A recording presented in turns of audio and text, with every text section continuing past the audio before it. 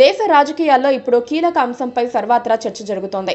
ఎన్నికల సంఘం అవకతవకలకు పాల్పడుతోందంటూ కాంగ్రెస్ నేత రాహుల్ గాంధీ చేసిన ఆరోపణలు జనంలోకి బాగానే వెళ్లిపోయాయి.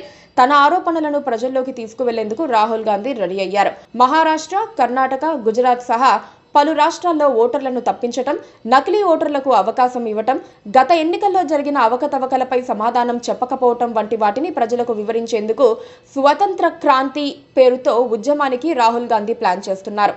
ఓట్ల విషయంలో వైసీపీ అధినేత వైఎస్ జగన్ కూడా రాహుల్ గాంధీ లాగానే ఆలోచిస్తున్నారు. ఈవీఎంలలో ఏదో జరిగిందని, అందుకే తాము బలమైన నియోజకవర్గాల్లోనూ ఓడిపోయామని వైసీపీ చెబుతోంది.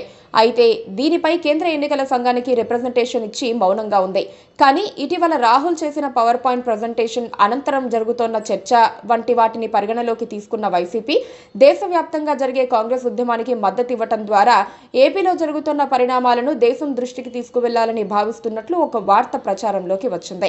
నిజానికి ఈ విషయంపై జగన్ రెడ్డి ఆలోచన జరుపుతున్నారే తప్ప గట్టి నిర్ణయం తీసుకోవడానికి వెనకాడుతున్నారు. అందుకు ఒక బలమైన కారణం కూడా ఉంది. కాంగ్రెస్ తో ఏ విధమైన స్నేహం పెట్టుకున్నా బీజేపీ అగ్రనేత అయిన ప్రధాని మోదీకి కోపం వస్తుందని జగన్ కు తెలుసు. 2024లో తాను ఓడిపోవడానికి బీజేపీ కూడా ఒక కారణమని జగన్ రెడ్డి నమ్ముతున్నారు. బీజేపీ వెళ్లి టీడీపీతో కలిసినందునే రాజకీయ శక్తుల పునరేకీకరణ జరిగి తాము ఓడిపోయామని జగన్ విశ్లేషించుకున్నారు.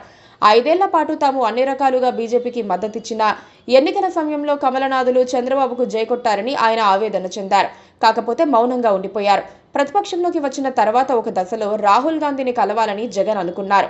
ఈలోపు మొత్తం వ్యవహారం బీజేపీ వారికి తెలిసిపోయింది. ఆ పార్టీలో వైసీపీ అనుకూల నేత ఒకరు రహస్యంగా జగన్ ను కలిశారు. తొందరపడవద్దని ప్రధాని మోదీకి జగన్ పట్ల సాఫ్ట్ కార్నర్ ఉందని చెప్పుకొచ్చారు.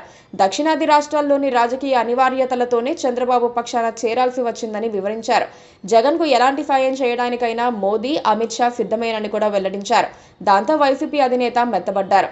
జగన్ రెడ్డిని కూటమి ప్రభుత్వం అరెస్ట్ చేయకపోవడానికి బీజేపీనే కారణమని తెలుస్తోంది. ఈ పరిస్థితిలోనే ఓట్ల గల్లంతు వ్యవహారం తెర మీదకొచ్చింది. తాను కూడా ఈసీ బాధితుడినేనని జగన్ రెడ్డి భావిస్తున్నారు. అందుకే రాహుల్ గాంధీ ప్రారంభిస్తోన్న స్వతంత్ర క్రాంతికి మద్దతిస్తే ఎలా ఉంటుందని ప్రశ్నించుకుంటున్నారు. అయినా సరే బీజేపీ పట్ల తనకున్న అభిమానం, కేంద్రంలో ఆ పార్టీ అధికారంలో ఉండటంతో వచ్చే ఇబ్బందులను జగన్ బేరీజు వేసుకుంటున్నారు. ఇప్పటికిప్పుడు బహిరంగంగా కాంగ్రెస్ కు మద్దతిస్తే లిక్కర్ స్కామ్ సహా కేసుల విషయంలో కూటమి ప్రభుత్వం దూకుడు పెంచే ప్రమాదం ఉందని జగన్ రెడ్డి అనుమానిస్తున్నారు. పరోక్షంగా సమర్థించిన ఇంటెలిజెన్స్ ద్వారా బీజేపీకి తెలిసిపోతుందని ఆయన గ్రహించారు. అందుకే ఇప్పటికిప్పుడు ఏమీ చేయలేని పరిస్థితిలో ఉన్నారని అనుకోవాలి. Please subscribe to KTV Telugu. KTV Telugu. KTV Telugu. KTV Telugu channel.